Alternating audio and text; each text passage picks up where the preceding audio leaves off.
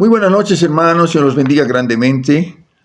Damos gracias al Padre en el nombre de Jesús, una vez más, poder llegar a ustedes con este estudio de doctrina fundamental, viendo el libro de Hebreos. Hebreos, un libro muy lindo, muy precioso en el sentido de darnos pautas acerca de la mejor comprensión del Antiguo Pacto, del Antiguo Testamento.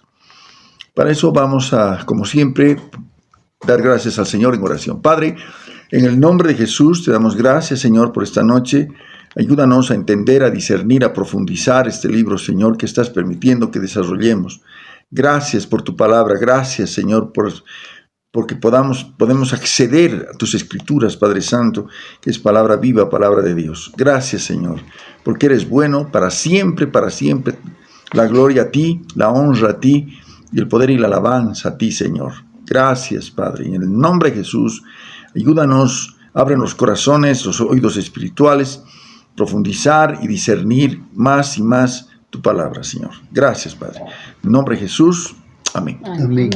Bien, vamos a entrar esta noche prácticamente a la última parte del libro de Hebreos. Capítulo 12. Amén. Capítulo 12. Bien. ¿Qué nos dice Hebreos capítulo 12, versículo 1 adelante? Por tanto, nosotros también, teniendo en derredor nuestro tan grande nube de testigos, despojémonos de todo peso y del pecado que nos asedia, y corramos con paciencia la carrera que tenemos por delante. El autor de Hebreos, en el capítulo 12, versículo 1, nos da a entender a través de una metáfora, ¿no? Que se trata de una carrera tal fuese una maratón, ¿no? Maratón de resistencia, la vida cristiana, una carrera. Tenemos por delante también una nube de testigos en el sentido, y aclaremos este punto, ¿no? No es que alguno por ahí había entendido que vidas que han estado en otro tiempo o parientes que han partido que nos están mirando, no. La persona que muere en Cristo ya no tiene más parte de las cosas que se hacen debajo del sol, no tiene más parte. Amén. Cuando habla de testigos, lo que el autor de Hebreos está diciendo es que han habido otros como nosotros a través de los siglos que también han corrido como nosotros la carrera de la fe. Amén. Pablo mismo, ¿cómo se despide de su discípulo Timoteo? He acabado la carrera, me está guardada la corona de justicia, ¿no es cierto? Entonces, pero para esto, que si es necesario, dice, despojarse de todo peso y del pecado que nos asedia. Si algo realmente frena el crecimiento del cristiano, es un pecado no confesado, o es un área en la vida no entregada, un mal carácter, una situación obras de la carne, que muchas veces frenan el crecimiento espiritual. Por eso es importante que con cierta frecuencia, vez tras vez, pidamos al Padre en el nombre de Jesús, por su Espíritu Santo, nos examine para ver si en nosotros hay camino de perversidad y podamos ser guiados en camino recto. Amén. Despojándonos de todo peso y de todo pecado que nos asedia. Esto también relacionaba con los corredores que veía con frecuencia el apóstol o el autor de Hebreos en ese tiempo, los que hacían competencias en las Olimpiadas. Y como ahora también, ¿no ves? Se despojan de todo aquello que lo puede, ¿no es cierto?, frenar, ¿no? Entonces, despojémonos de todo peso y del pecado que nos asedia y corramos, ¿qué dice? Con paciencia la carrera que tenemos por delante. Ciertamente se necesita muchas veces paciencia para correr la carrera, ¿no? Y no cansarse. Pero hay un punto que sigue, el versículo 2. ¿Cómo hacemos esto? Puestos los ojos en Jesús, el autor y consumador de la fe, el cual por el gozo puesto delante de él, sufrió la cruz, menospreciando el oprobio, y se sentó a la diestra del trono de Dios.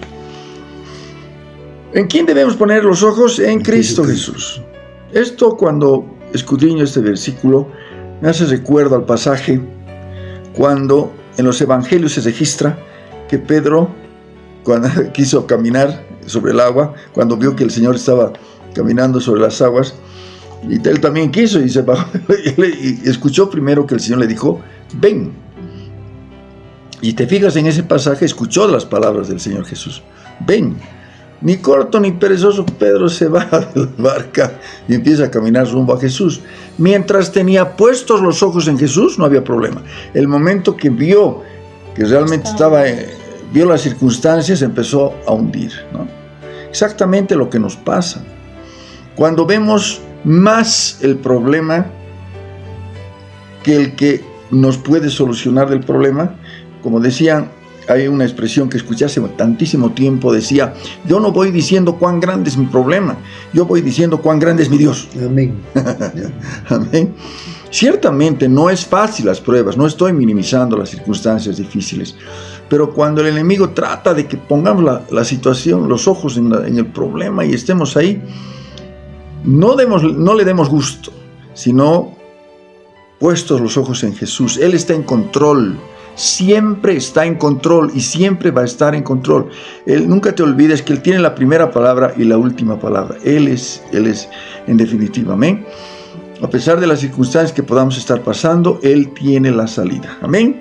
Pues por eso dice, y es necesario resaltar esto, puestos los ojos, ¿en quién? En Jesús, que es el autor y consumador de la fe.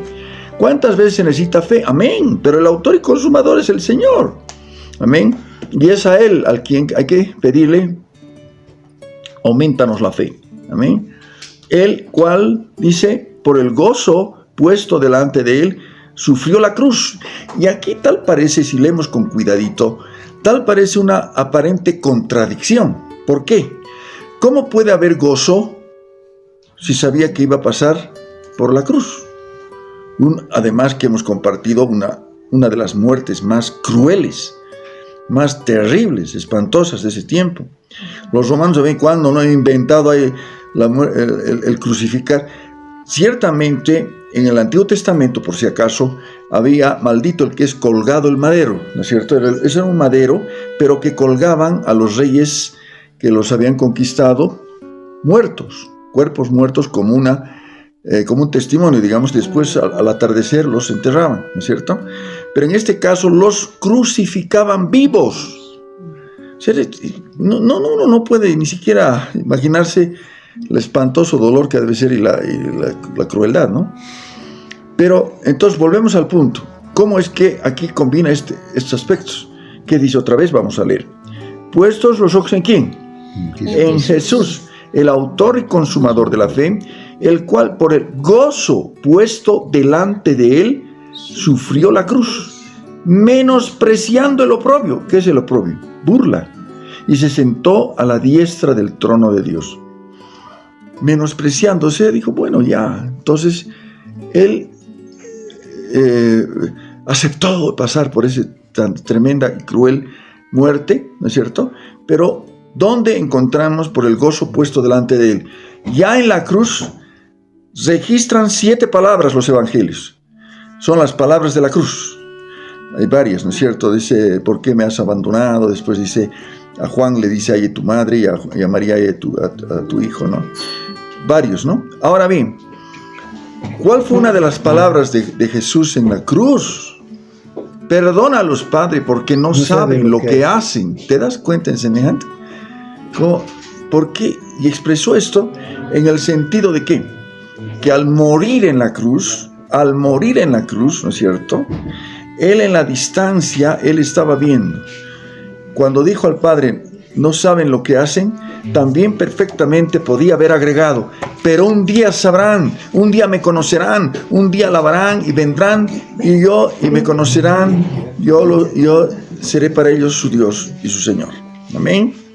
Entonces, realmente algo maravilloso que definitivamente encontramos el gozo puesto delante de él. Sufrió. No le importó sufrir el oprobio, la burla, el escarnio. Se burlaron de él. Si eres el Mesías, bájate, desciende, sálvate y sálvanos a nosotros. ¿Te das cuenta? Entonces, incluso, ¿cuántos habrán gritado, crucifícale, de los que había sanado? Qué mal agradecimiento. Es el ser humano, ¿no es cierto? Entonces, definitivamente ahí, pero por el gozo puesto delante de él, en el sentido de que muchos millones y millones y millones de vidas a lo largo de los siglos habrían de ser salvos por su muerte en la cruz, soportó el oprobio, soportó el morir de esa manera, ese amor tan grande y maravilloso. Amén. Amén. Gloria al nombre del Señor. Bien, el gozo puesto delante de él, sufrió la cruz, menospreciando el oprobio, se sentó, dice, a la diestra del trono de Dios. ¿Qué significa eso? Que cuando fue arrebatado, ¿cuántos días estuvo? Una vez resucitado el Señor al tercer día, estuvo con sus discípulos 40 días. Amén. 40 días, apareciéndose a muchos, ¿no? Entonces, después de ello fue al Monte de los Olivos, y del Monte de los Olivos fue arrebatado al tercer cielo. ¿Ven? Fue arrebatado al tercer cielo. Cuando dice, se sentó a la diestra del trono de Dios en la majestad del Padre. Amén. Porque fue por la voluntad del Padre que fue arrebatado al tercer cielo. Y, bueno, el Padre, el Hijo y el Espíritu Santo, ¿no?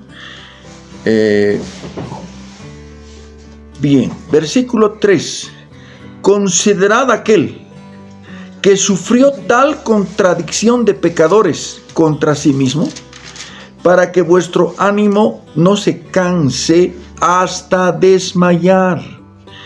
Algo que realmente encontramos en el autor de Hebreos es una preocupación de decir, no se cansen. No se olviden que inicialmente esta carta a los hebreos fue escrita ¿para quiénes?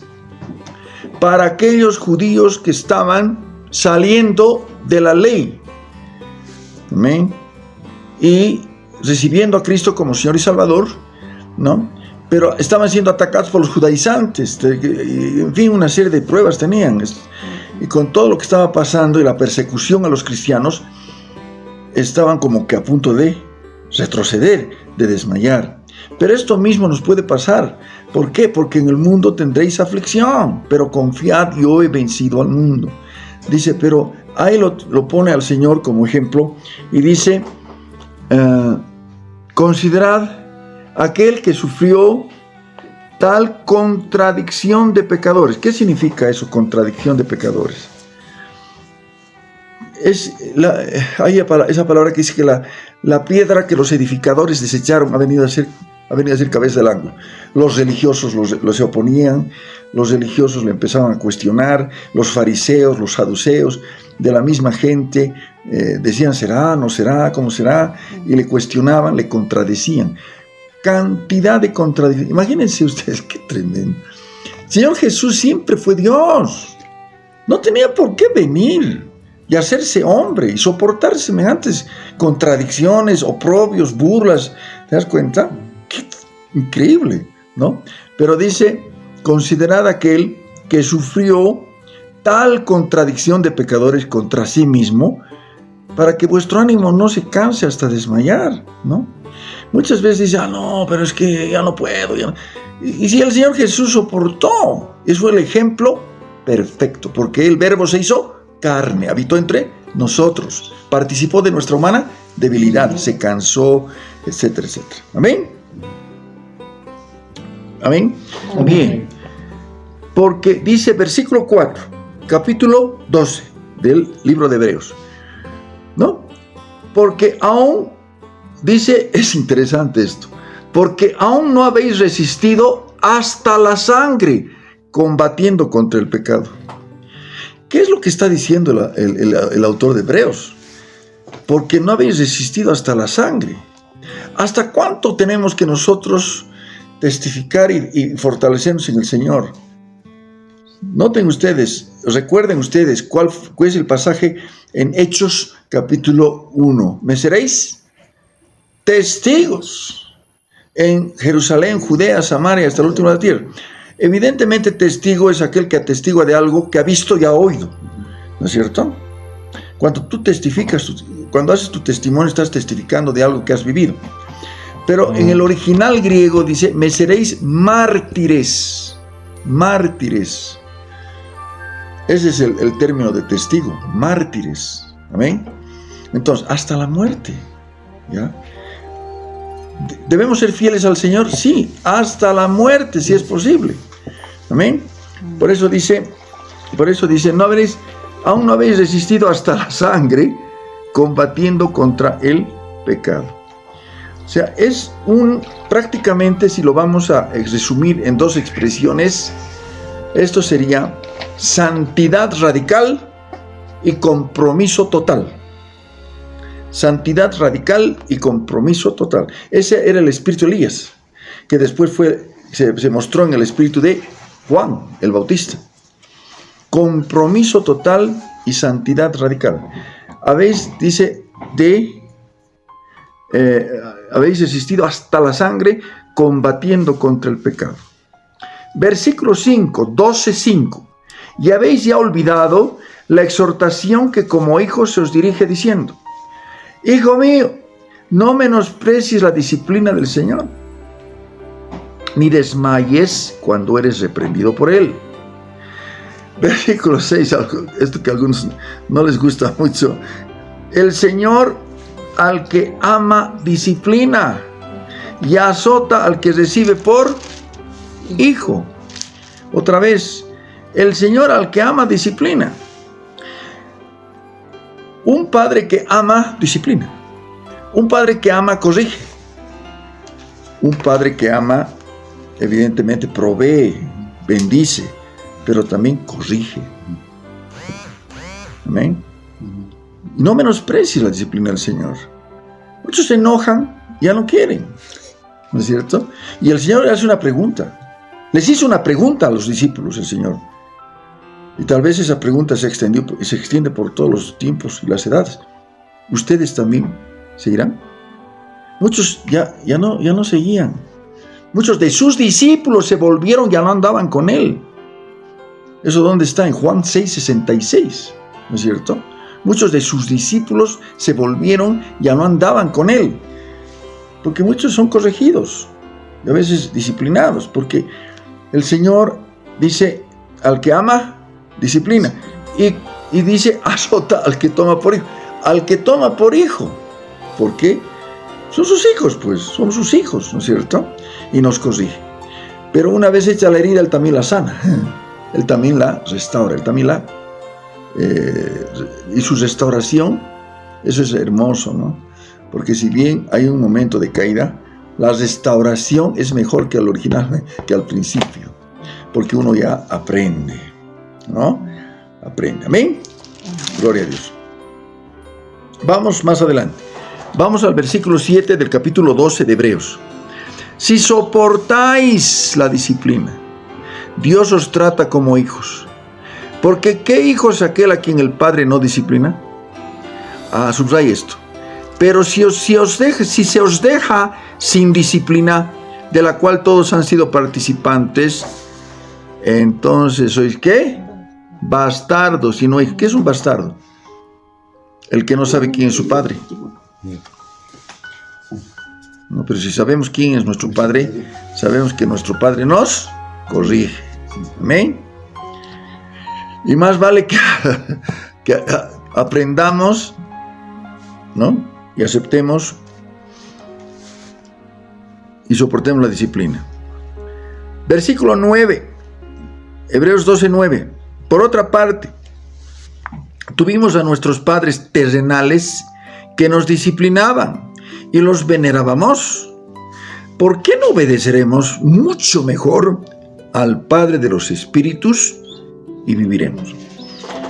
Otro nombre que aparece aquí, hay nombres, títulos divinos, ¿no? En este caso, por ejemplo, puedes resaltar y tal vez anotar en una libreta el nombre Padre de los Espíritus. ¿Cómo es conocido Dios? Como el Padre de los Espíritus. Amén. Y viviremos. Y aquellos, versículo 10, 12:10, aquellos ciertamente por pocos días nos disciplinaban, como a ellos les parecía, pero para lo que nos es provechoso, para que participemos ¿de qué? De su santidad. Otra vez, esos dos aspectos que había que meditar: compromiso total y santidad radical. Amén. Santidad radical. ¿Se puede? Sí, se puede. Pero un cachito, es importante esto. Santidad radical, cuidando de no caer en legalismo. El legalismo no es una santidad de Dios. El legalismo es algo que es mandamiento de hombres, ¿no es cierto? Entonces es cuando ya se aplica cosas más allá de lo que el Señor ha dispuesto. Amén. Santidad radical de acuerdo conforme como está la palabra. Amén. Ahora bien, es verdad, versículo 11, y esto también es verdad que ninguna disciplina al presente parece ser causa de gozo. ¿O sí? Cuando viene el chicote, no es precisamente, no es bonito, sino de tristeza, pero después da fruto apacible de justicia a los que en ella han sido ejercitados. He escuchado varios testimonios que daban gracias a Dios porque los había corregido en su momento. Y dice, ese momento yo no lo entendía, casi me enojé con Dios, pero el Señor sabe, el Señor conoce a sus hijos y Él sabe cuándo necesitamos corrección. ¿Amén? Amén. Creo que debemos ser agradecidos por las disciplinas que Dios nos da. Amén. Ahora sí, versículo 12 del Hebreos 12. Por lo cual, qué hermoso, levantad las manos caídas y las rodillas paralizadas. Subraya esto. ¿Qué significa levantar las manos caídas? Cuando uno está en prueba, cuando uno está en dificultad, en situación, tal parece que estuviera desanimado y lo menos que quiere es alabar. Amén. Reconoce tu error, arrepiéntete, pide perdón y levanta las manos. Levanta las manos caídas. ¿Qué significa las rodillas paralizadas? Orgullo. ¿Qué significa doblar rodillas? Humildad. Ha doblado rodillas. Amén. Toda boca confiese que Jesucristo es el Señor, toda rodilla se doble y toda boca confiese que Jesucristo es el Señor. Pero cuando hay orgullo, hay rodillas paralizadas y no hay arrepentimiento. ¿Qué denota doblar rodillas? Arrepentimiento. La oración de rodillas es arrepentimiento. Pero ahora bien, usted me dirá, ¿necesariamente tiene que estar de rodillas? No importa la posición, importa el corazón. No puede estar sentado y con el corazón de rodillas. Eso es lo importante. Amén. Gloria a Dios. Haced sendas derechas para vuestros pies, para que lo cojo no se salga del camino, sino que sea sanado. Subraya, sanado. Diga conmigo, sanado. ¿Qué necesitamos? Sanidad. ¿Qué necesita el pueblo de Dios? Sanidad. ¿Qué necesitamos muchas veces? Sanidad. Cuando una persona ha sufrido, hermanos, ha tenido problemas de ofensas, decepciones, y ha acumulado en su corazón odios, rencores, rencillas, peleas, disensiones. ¿Qué necesita? Sanidad. Sanidad. Y esa sanidad viene de lo alto. En una oportunidad el Señor dijo algo en el Antiguo Testamento a Israel. Israel, no se ha hallado para ti medicamento eficaz. No se ha hallado un bálsamo de Galad. El bálsamo de Galad era un lugar, en una zona en Israel, Galad, donde crecían árboles de donde sacaban y hacían un remedio. Era un ungüento para las heridas, muy eficaz. Venían de todas partes y adquirían se llevaban ese bálsamo de Galat. Pero para ti no se halló remedio eficaz, porque tu herida, Israel, no es externa, tu herida es interna. Amén. Y hay muchos que necesitan ese bálsamo, pero no es el bálsamo físico, sino es el bálsamo que es el Espíritu Santo de Dios. No se olviden que en la cruz del Calvario, lo último que el Señor pagó por nosotros, cuando dijo en la cruz, antes de expirar, antes de entregar el Espíritu, que dijo, tengo sed. ¿Recuerdan ese pasaje? Es una de las 10 palabras de la cruz. Tengo sed. Y le dieron a beber hiel y vinagre. Lo tomó y expiró, ¿no es cierto? Pagó en la cruz del Calvario. ¿Qué denota eso? ¿Qué ha pagado? ¿Qué creen ustedes que ha pagado ahí al beber ese hiel y vinagre? Todas esas amarguras, todas esas situaciones de las personas que no pueden perdonar. Amén. Cuando entregan y cuando reconocen que tú pagaste por mí en la cruz, por los rencores y que vidas que no pueden vivir realmente en paz, porque se acuerdan y están ahí dando vueltas en sus rencores, ¿no? Y ahí confiesan eso, y dices, tú pagaste por mí en la cruz del Calvario. Hay otros cuadros usted sabe que el Antiguo Testamento es figura y sombra del Nuevo. En el Antiguo Testamento hay otro pasaje que lo puedes buscar también con una concordancia. Cuando fueron en el desierto y encontraron un lugar, se había acabado el agua. De pronto se terminó el agua. Y eso permitía al Señor para ver qué había en su corazón, cómo iban a reaccionar. Y empezaban a protestar y la culpa la tenía Moisés, era lo interesante. ¿Para qué nos sacaste? Como si Moisés los hubiera sacado de Egipto, ¿no? Hasta que al fin ven por la distancia agua. Se han ido y han precipitado y todos se han entrado al mar, ese mar que había ahí. Mara, amargo, cuando no podían beber, y hasta con eso más, peor la rabia, y entonces ya querían apedrearlo a Moisés, y Moisés desesperado se postró a los pies delante del Señor. ¿Qué hago? Y hay algo extraordinario en ese pasaje. Encuentran algo que en el desierto es poco más que imposible. ¿Cómo vas a encontrar en desierto un madero?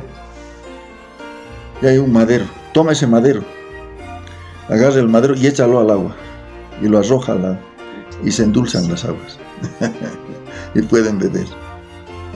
Las aguas amargas fueron endulzadas por ese madero, apuntando aquí al madero de la cruz, donde el Señor Jesús pagó por nosotros amarguras, rencores, rencillas, al beber hiel y vinagre.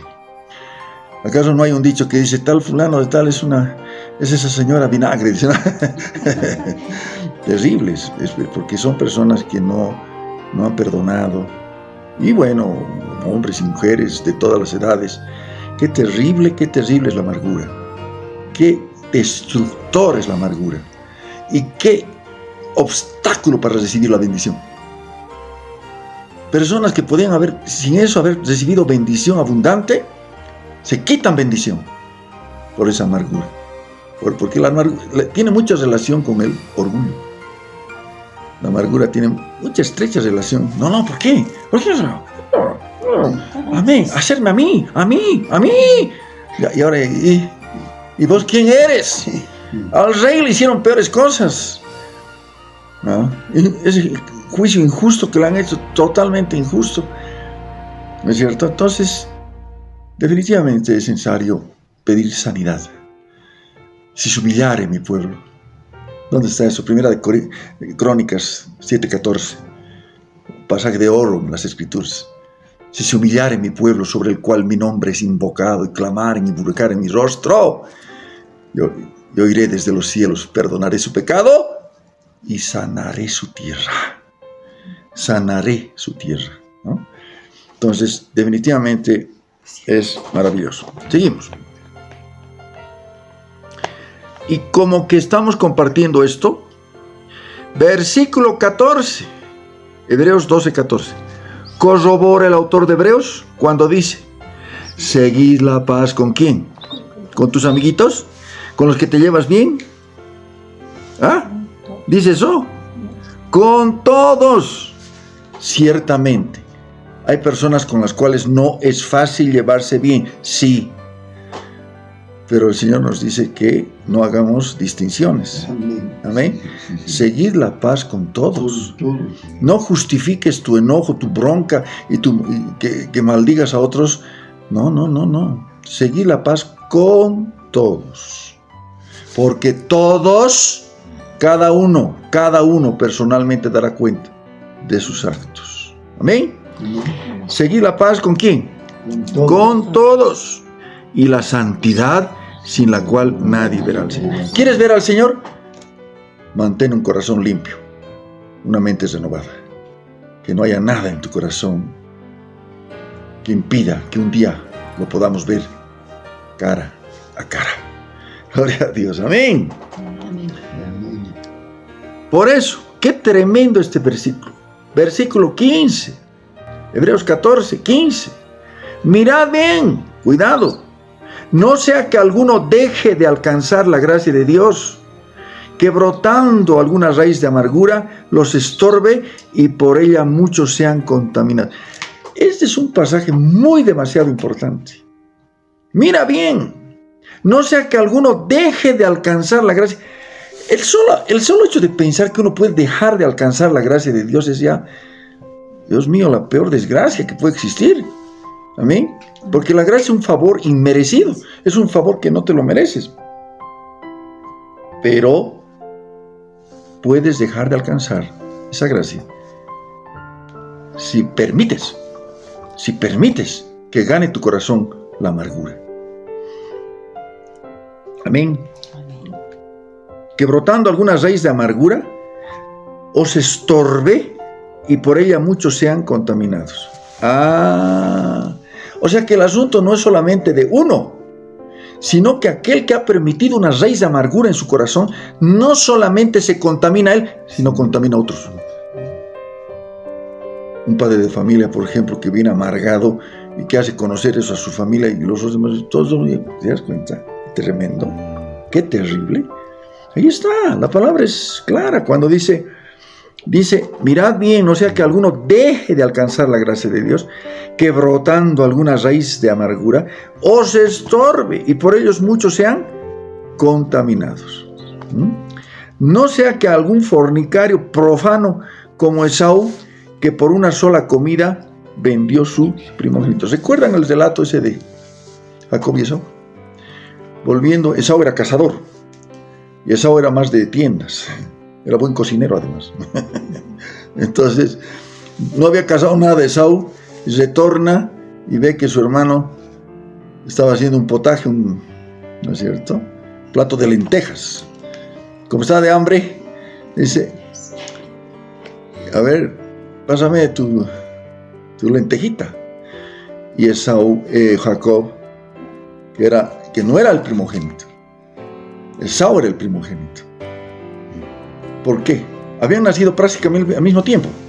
Solamente ¿quién había abierto matriz? El primero que salió, y el otro agarrado de su tal. ¿No es cierto? El primogénito era Esaú.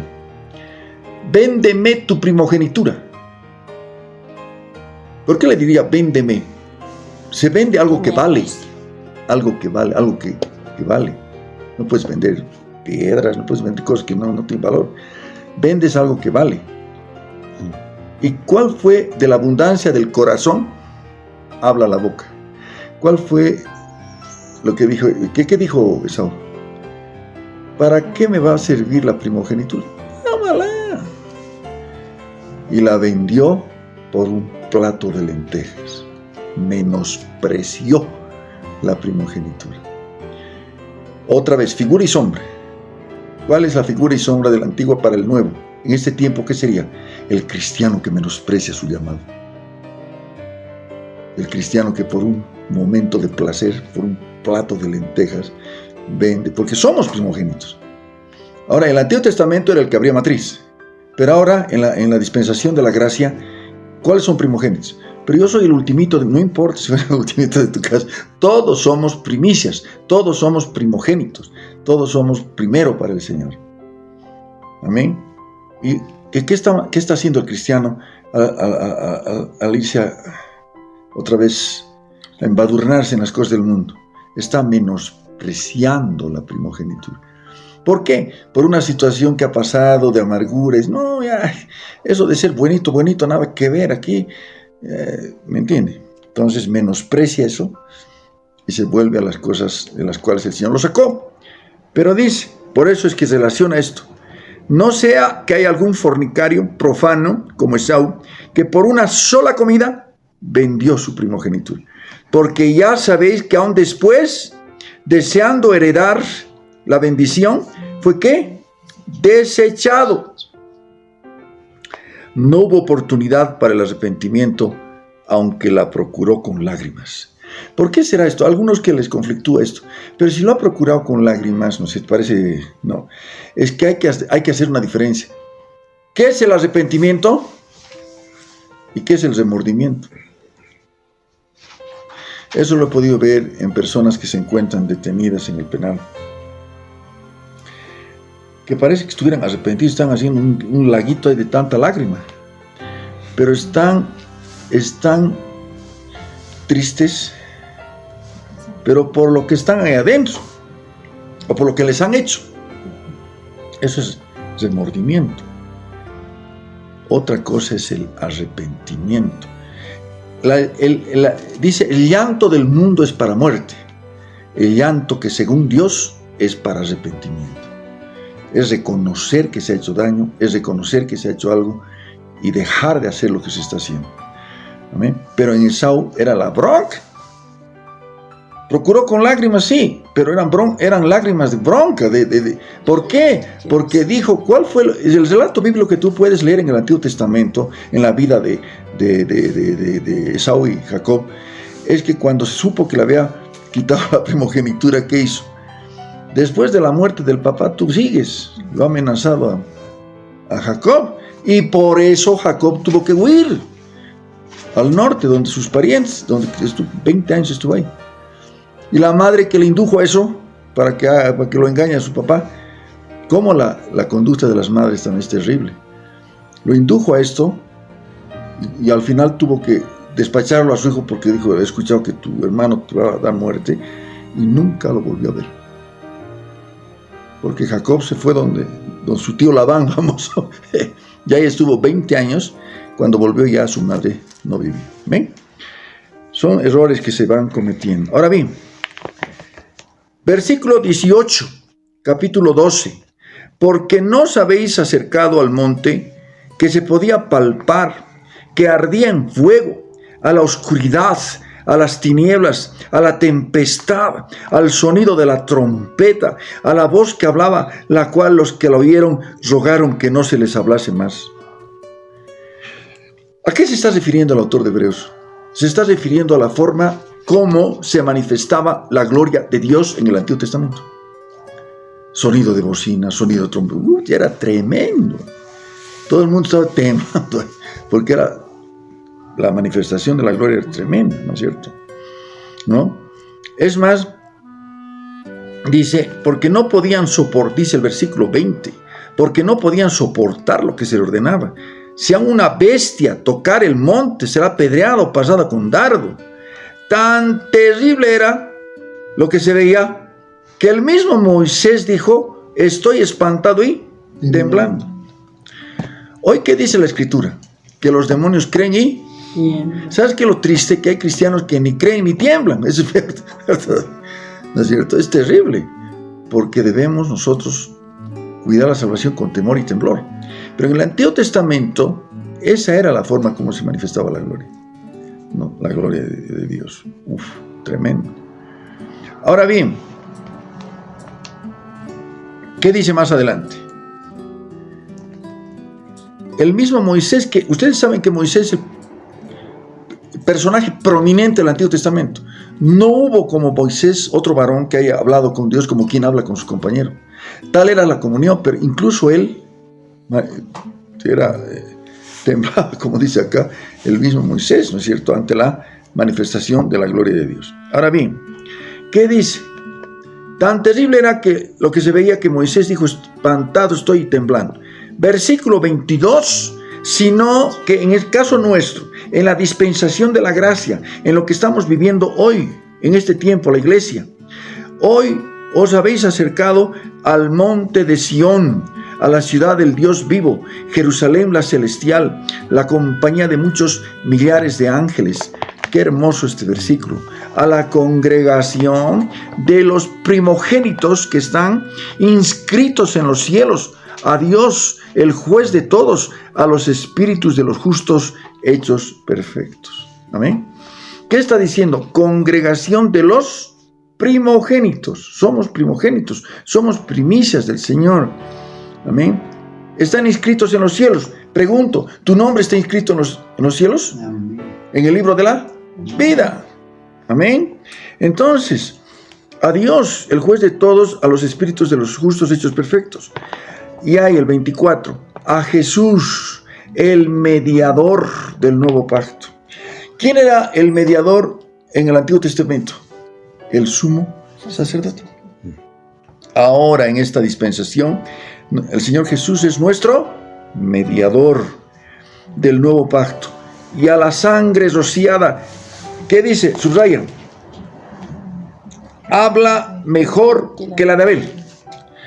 Algunos que un poquito no entienden esta parte cuando dice que la sangre de Cristo habla mejor que la de Abel. Para eso necesitamos irnos a Apocalipsis capítulo 6,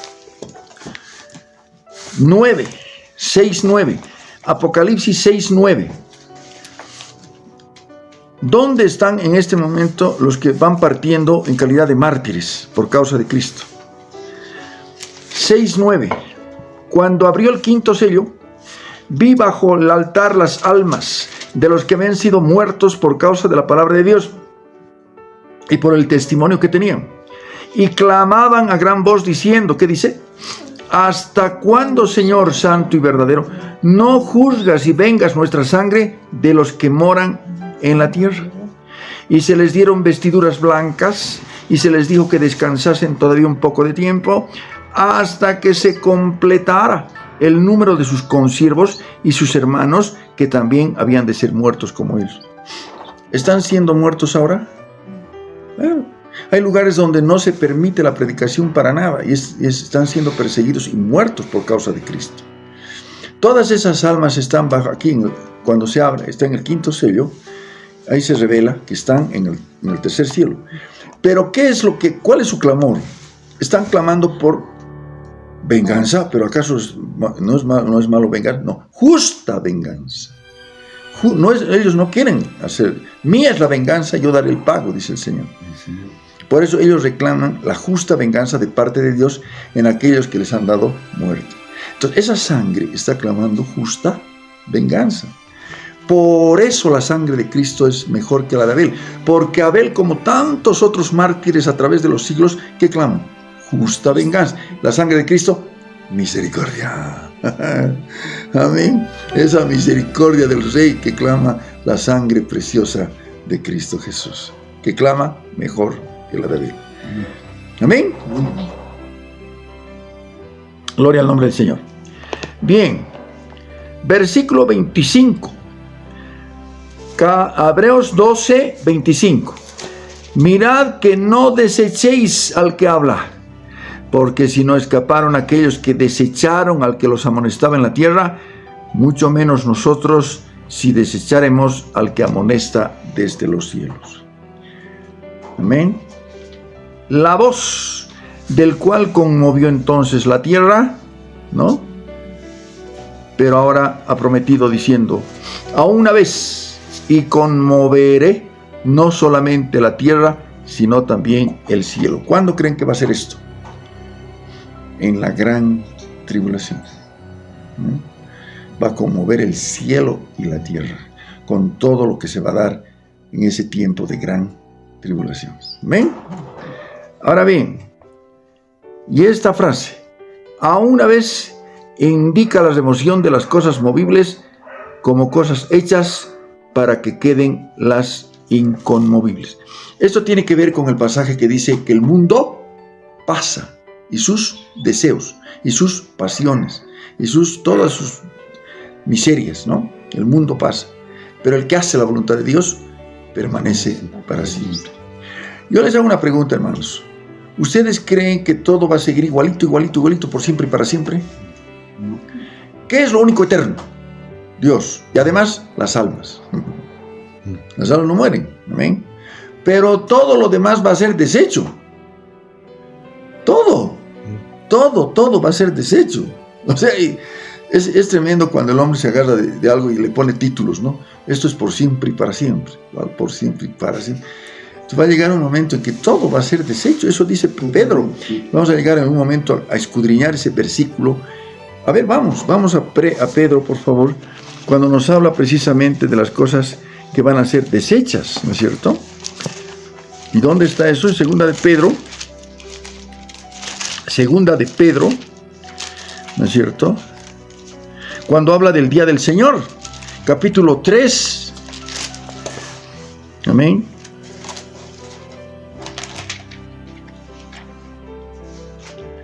Versículo 8, Segunda de Pedro, capítulo 3, versículo 8.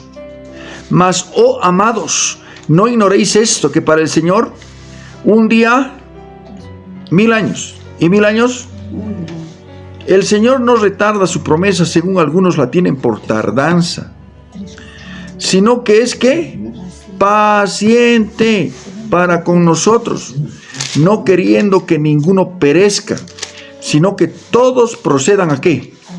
Al arrepentimiento. ¿Qué es lo que espera el Señor de cada uno? Que se arrepientan. Que se arrepientan.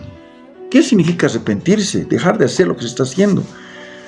Dejar de pecar todo aquello que ofende a Dios. Amén. Entonces, pero el día del Señor, que es la gran tribulación, el momento terrible, que además no es un solo día, evidentemente es una secuencia de días, ¿no? que están resumidas en el día del Señor, vendrá como ladrón en la noche, en el cual, ¿qué dice? Los cielos pasarán con grande estruendo, los elementos ardiendo serán deshechos, y la tierra y las obras que en ella hay serán ¿qué? Quemadas. Puesto que estas cosas han de ser deshechas, ¿cómo no debéis vosotros andar en santa y piadosa manera de vivir? Amén.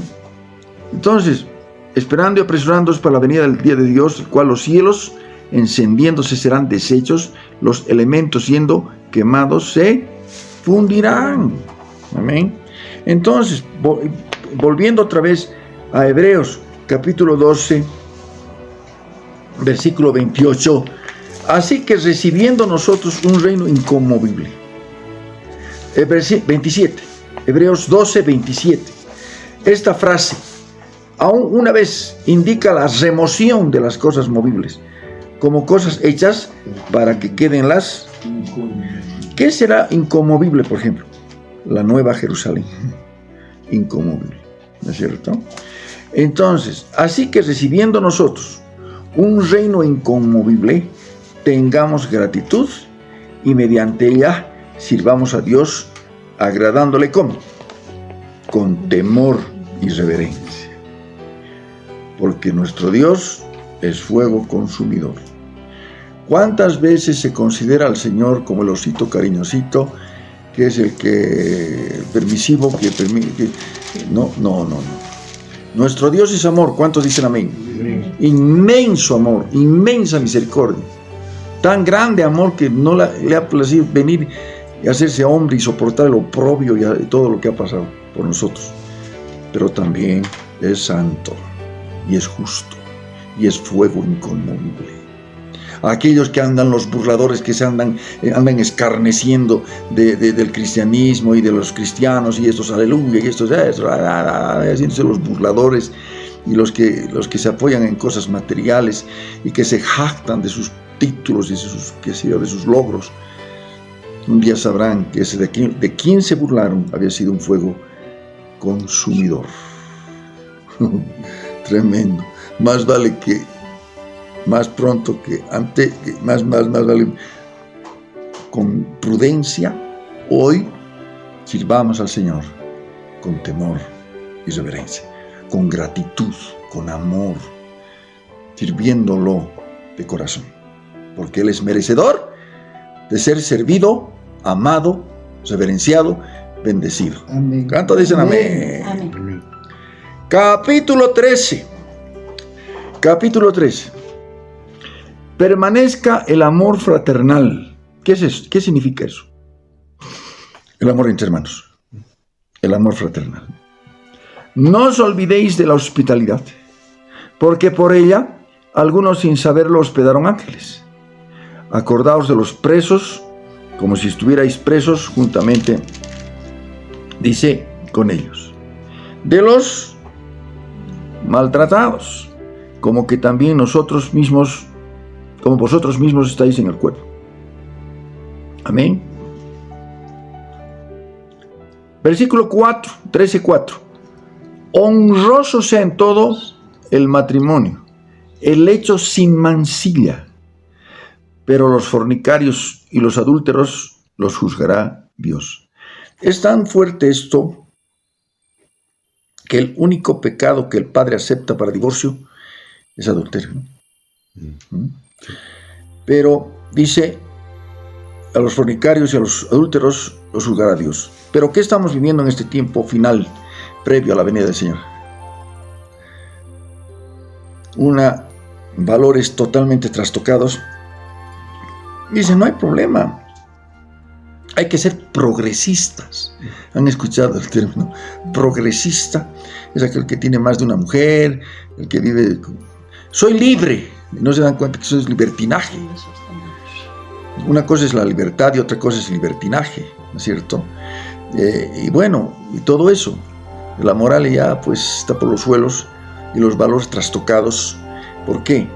Porque el mundo entero está bajo el maligno. Pero aunque veamos valores trastocados y cosas así en los medios y todo eso, que parece que fuese normal, hablando diciendo a lo bueno malo y a lo malo bueno, ¿no? La palabra siempre es lámpara a nuestros pies y lumbrera a nuestro camino. Sabemos que pese a todo, hay un remanente. Siempre habrá un remanente. Siempre habrá un conjunto de hombres y mujeres que realmente se mantengan fieles al Señor y a su palabra. Amén. Amén. Amén. Una pregunta aquí, pastor. Y en el caso de mi hija, ¿Perdón? de mi Chabela, Sí. la separación, Ya. es solamente Dios acepta aquí, de acuerdo a la palabra, el divorcio por adulterio. Y en el caso de mi hija, No, bueno, es que hay un punto muy importante, ¿no? Cada uno tiene un rol y la pareja que no ha cumplido ese rol dice, sepárese. Dice en 1 Corintios, ¿no es cierto? Porque a paz nos llamó el Señor, no a ser esclavos de hombres, ¿no? y no es exclusivamente entonces el tema del adulterio, sino también cuando hay conflictos en el hogar. Claro, o sea, evidentemente, ¿no? Hay situaciones en las que... Eso es más compatible de caracteres leguleyes.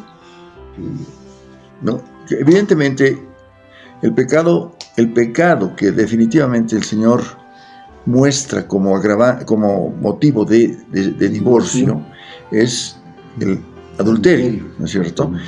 Pero también no olvidemos que hay mandamientos para el varón, para el esposo y la esposa. Sí. Cuando estos no cumplen esta situación, ¿no es cierto? Puede darse.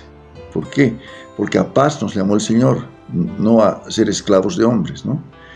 No a vivir esclavizados de una pareja que no está cumpliendo con su rol. Claro.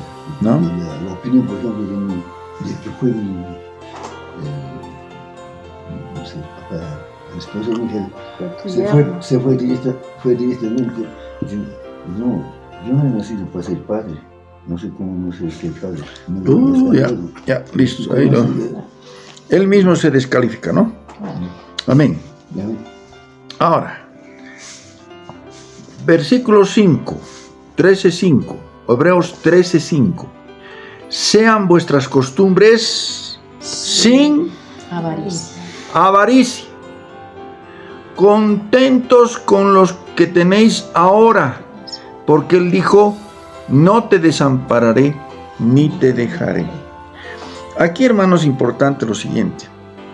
¿Por qué un pecado ofensivo y realmente que duele el corazón de Dios es la avaricia? ¿Qué es la avaricia? ¿Qué es el avaro? O la idolatría, es lo mismo. Idolatría que es avaricia. Es cambiar el centro de tu corazón por otra cosa que no sea Dios. Cualquier cosa que ocupe el centro de tu corazón ya es ídolo, ya es idolatría. En este caso el dinero, por ejemplo. Terrible, ¿no? Entonces, cuando el dinero se hace el centro, cuando el dinero es lo principal, entonces, ¿qué dice la Escritura? ¿Qué advierte la Escritura? Porque es lámpara a nuestros pies y su palabra alumbrera nuestro camino. El que ama el dinero no se saciará de él. En una oportunidad a un tremendo archimillonario, Rockefeller, le preguntaron, le dije, señor Rockefeller, ¿cuánto más quiere? Ya tiene tantísimo dinero. Un poco más. Fue su respuesta. Siempre será un poco más, ¿no? No estará satisfecho. No se saciará de él, porque es el centro de su corazón. Entonces, ¿qué es lo que provoca cuando uno ha conocido al Señor, lo ha confesado como Señor y Salvador? Cuando ha buscado y se ha arrepentido, ha renunciado a todo lo que no es del Señor, y pone las cosas de Él a sus pies, las cosas de toda su vida a los pies del Rey, sobreviene algo que es hermoso: el contentamiento. El contentamiento, no confundamos, no es el conformismo. El conformismo es, ya aquí estoy, que venga todo y que... No es cierto, no. Ese es un ocioso, que no trabaje, no coma, dice. Sí. ¿No es cierto? No. Contentamiento es agradecimiento, anote. Contentamiento es agradecimiento. ¿Cuándo es la última vez que agradeciste por el día, por la noche, por levantarse en la mañana, por abrir los ojos, por decir un día más? Y lamentablemente pensamos primero en los problemas que tenemos por delante ese día, ¿no es cierto? Y nos amargamos y nos preocupamos y nos quitamos bendición, cuando deberíamos dejar todo. Cada día traerá su propio afán.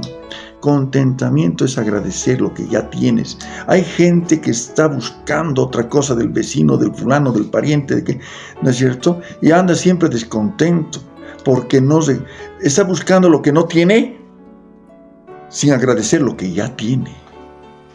Pero ¿qué cosa pues tengo? Sobre todo a Cristo en el corazón. Amén. Sobre todo a Cristo en el corazón. Ya es para agradecer, ya es para adorar, ya es para bendecir y para decirle, Señor, qué privilegio. ¿Qué somos nosotros, amados? ¿Qué somos nosotros? Vasijas de frágiles, vasijas de barro, ¿no es cierto? ¿Qué es el ser humano? Frágil. Pero le ha placido al Señor poner en esta vasija de barro el tesoro de los siglos. Jesucristo, el Señor. Amén. El Espíritu Santo de Dios. El Espíritu Santo de Dios. Y ha hecho de nosotros templo del Espíritu Santo de Dios. Vaya si es motivo para agradecer o no. Que tengas la esperanza de vida eterna. De que no es aquí y allá y se acabó y listo. No. Yo soy la resurrección y la vida. El que cree en mí, aunque esté muerto, vivirá. ¡Qué bendición! ¿Cuántos dicen amén? Amén, hermanos. Y miren esa promesa. Miren esa promesa. No te desampararé ni te dejaré. ¿Lo crees? Si lo crees, realmente hay bendición. Porque si solamente es algo aprendido de memoria, créelo. Si te ha dicho, Él no es hombre para mentir, ni es hijo de hombre para arrepentirse. Lo dijo y lo hace. No te dejaré, no te desampararé. Y los que se han aferrado de esta palabra, realmente, aún en circunstancias difíciles, el Señor les ha provisto.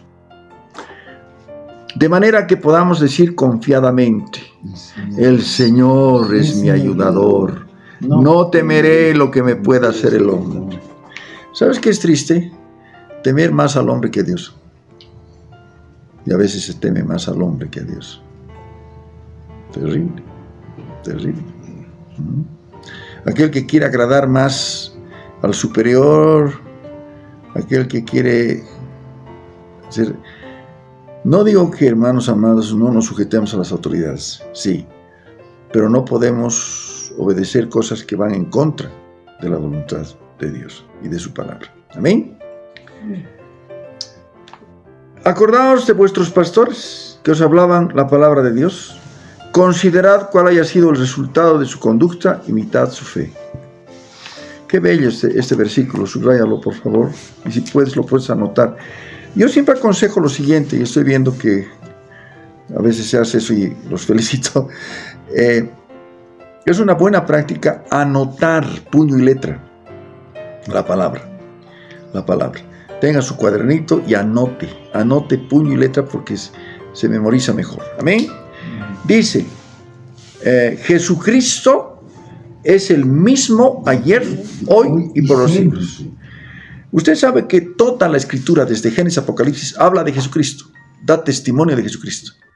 En el Antiguo Testamento se conocía como el ángel de Jehová, teofanía, manifestación visible del Dios invisible. En todas las escrituras está, ¿no es cierto? Entonces, el Señor Jesús, ¿no? El Espíritu del Señor Jesús y Dios estuvo en el Antiguo con Moisés, como está con nosotros, estuvo con Abraham, como está con nosotros, con los discípulos, como está con nosotros, amén. Donde dos o más están reunidos, Él está en medio nuestro, amén. Él es el mismo, ayer, hoy y por los siglos.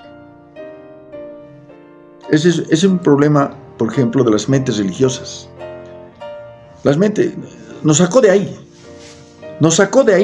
particularmente les puedo decir que nos sacó de una religión muerta, una religión con fechas, donde lo hacen morir, lo hacen nacer, una vez al año, lo recuerdan, una semanita y lloran en las películas, y después, ahí nomás.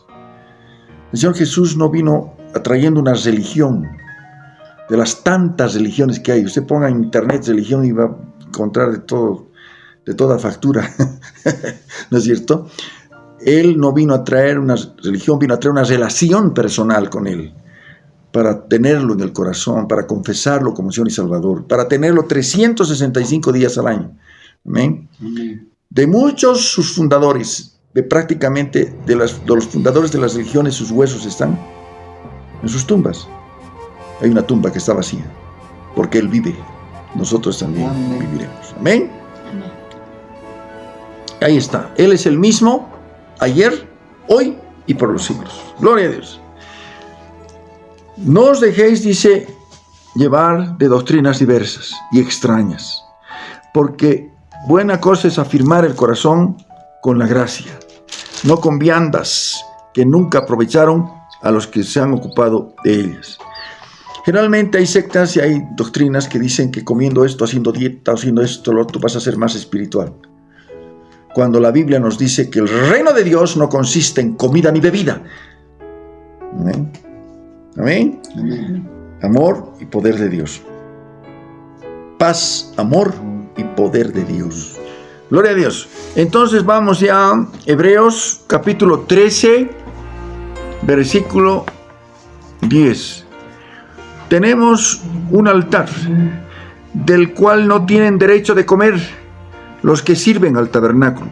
¿A qué se está refiriendo el autor de Hebreos cuando dice: tenemos un altar del cual no tienen derecho de comer los que sirven al tabernáculo? O sea, en la dispensación de la ley había el altar, ¿no es cierto? Había incluso la mesa de la proposición, de los panes de la proposición.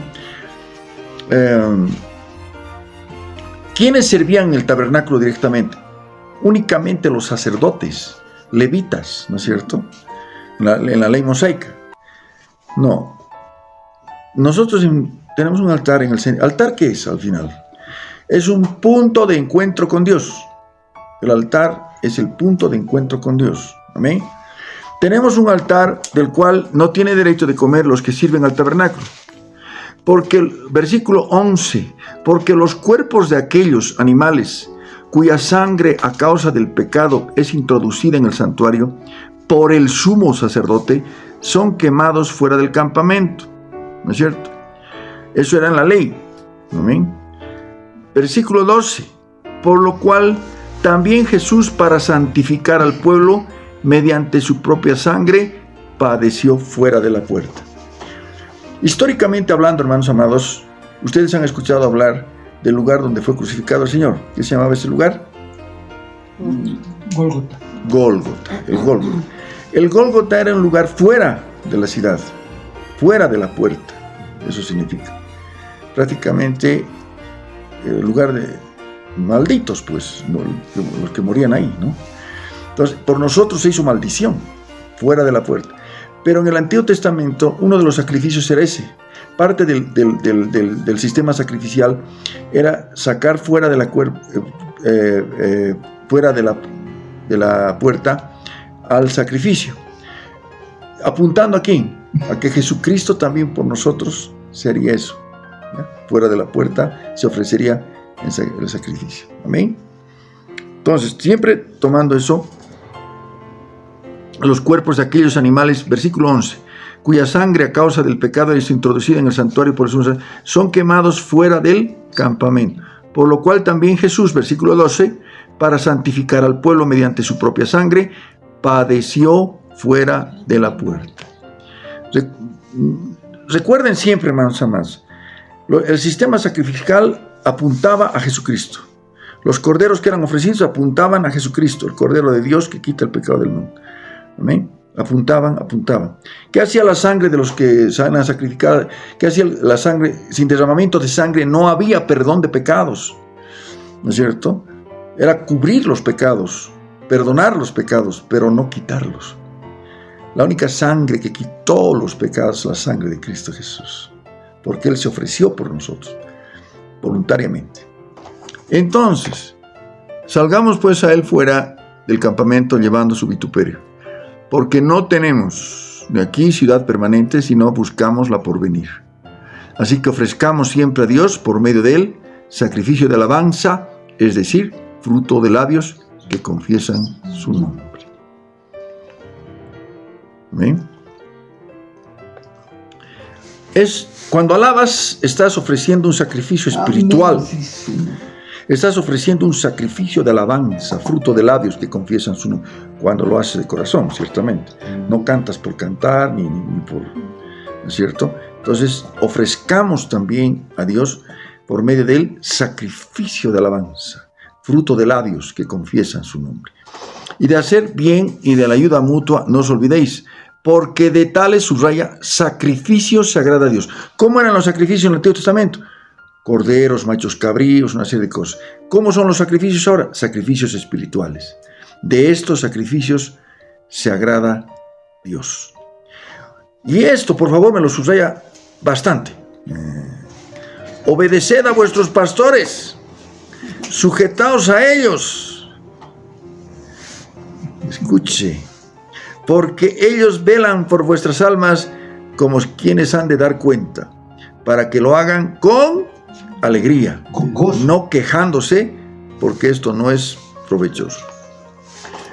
Orad por nosotros, pues confiamos en que tenemos buena conciencia, deseando conduciros bien en todo, y más os ruego que lo hagáis así, para que Dios sea restituido más pronto. En la última parte del libro de Hebreos, hay un pasaje que quisiera que lo tomemos en cuenta para finalizar este preciosísimo libro. Porque definitivamente es algo que muy interesante. Versículo 20. Hebreos 13:20. El Dios de paz que resucitó de los muertos a nuestro Señor Jesucristo, el gran pastor de las ovejas, por la sangre del pacto eterno. Versículo 21, leamos todos. Os haga aptos en toda obra buena, para que hagáis su voluntad, haciendo Él en vosotros lo que es agradable delante de Él, por Jesucristo, al cual sea la gloria por los siglos de los siglos. ¡Qué tremenda promesa! Os haga aptos, os haga capaces en toda obra buena. ¿Para qué? Todos queremos hacer su voluntad. Para que hagáis su voluntad, haciendo Él en vosotros lo que es agradable. Aleluya. Él pone el querer como el hacer por su buena voluntad. Amén. ¿Recuerdan ustedes el pasaje del hijo pródigo? El hijo pródigo, cuando se fue a una provincia apartada, vivió perdidamente. Y cuando su razón le fue devuelta, quiso volver a la casa de su padre. Dijo: volveré a la casa de mi padre y le diré: trátame como uno de tus jornaleros. ¿No es cierto? Pero él quiere estar en la casa de su padre. Amén. Estaba volviendo el hijo pródigo con mente de jornalero. ¿Cuál es el problema? Cuando vas con mente de jornalero, ¿qué es el jornalero? Al jornalero hace su trabajo, se le paga y se va. Su jornal. Amén. Pero nosotros no somos jornaleros, somos hijos. Amén. Y por eso, antes de decirle: Señor, te lo trabajaré, podamos decirle en función a esta palabra: haz tú en mí, Señor, lo que es agradable a ti. Haz en mí, haciendo Él en vosotros lo que es agradable delante de Dios. Amén. Para que hagamos realmente lo que es su voluntad. Qué preciosa esta promesa. Haciendo Él en vosotros lo que es agradable. Amén. Quizás muchas cosas no sepamos ni cómo hacerlas, pero Él hace en nosotros lo que es bueno. Amén. Ya. Os ruego, hermanos, que soportéis la palabra de exhortación. Os he escrito brevemente.